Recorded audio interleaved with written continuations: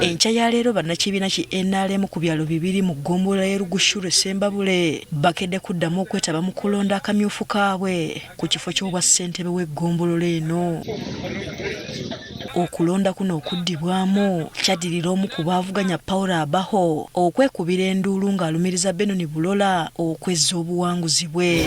Kino kyawaliriza Abaho okuddukira mu kakiiko ka NRM ak'ebyokulonda okwekubira enduulu ng'awakanya obuwanguzi bwa Bulola.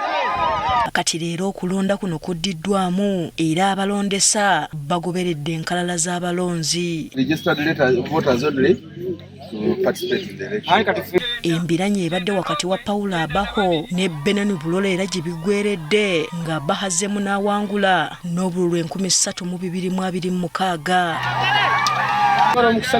Okwebaza bannalugusulu mwenna nti mwabadde nange okunoonya obwenkanya nga twagala bwenkanya ekifo kyaffe tumaliza kifuna era basuubiza okubakolera mwenna abannalugusulu.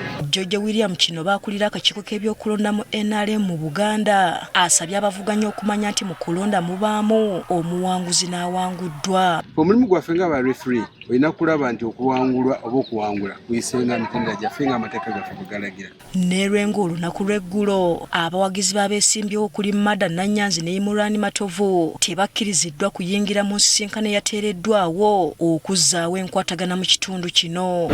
Ensisinkano eno yabaddemu avunaanyizibwa ku byokulonda mu NRM mu Buganda Ambassador George William Kinobe ng'eno Nanyanzi abadde alumiriza munne Imurani Matovu okubba obululu bwe. Abantu abakyali mu layini babaleeta ne babayiwamu nga tebali mu register era Central Zone teyakozesa register nga bwe wagambye nti tulina guidelines ng'etteeka ligamba kukozesa register ekitaakolebwa. Nanyanzi agamba okulonda kwalimu emivuyo mingi okuli okuwamba abalonzi kosa poliisi okukozesa eryanyi mu kulonda kuno. Nange bankuba ne agenti wange wali ka video gwe kalyoko bamukuba n'agwa wansi mukyala Kakande.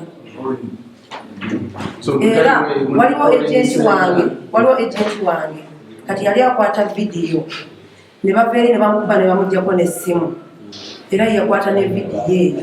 Ye Imulani agamba Nanyanzi byayogera bya kumusibako matugambuzi kumuliisa ngo. Ebakuberanga polling station eyo yaliko kweri abantu baleta tubisikenya kuno engeri tujasaba meya kusiri efunti neza bakasala z'okusukuliki zibere.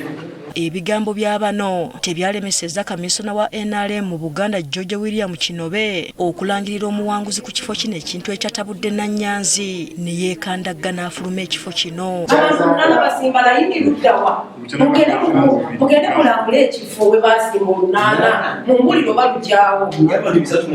Ono alangiridde nga bw'agenda okwesimbawo ku bwa Namunigina mu Kyazanga. Tebaleko omuntu abbye eggwanga n'aleeta obusente obw'okukyambula ngenda kusigala mu kalulu ngaziza independenti n'abantu bange naye sigenda kuddamu kuwagira NRM. Tetumumanyi era ffe twagala Nanyanzi Mada gwe twagala mu Kyazanga Town Council namujju byonna abikoze naye akadde kutugenda mu nuupu. Omwogezi wa poliisi mu Greater Masaka Twaha Kasirye awakanyiza ebyogerwa nti poliisi yakola ky'amaanyi okukyankalanya akalulu k'erwengo. Wabaawo omusirikale yenna ali mu kuzanya ebyobufuzi nga yeekubidde ng'ayingidde mu byobufuzi ekyo kikyamu era tusaba ensonga eyo mugituleetere tugikwasaganya. Kati Imulani Matovu yaweereddwa kaadi y'ekibiina ki NRM oluvannyuma lwa Nanyanzi okutegeeza nga bw'agenda okwesimbawo ku bwa Namunigina.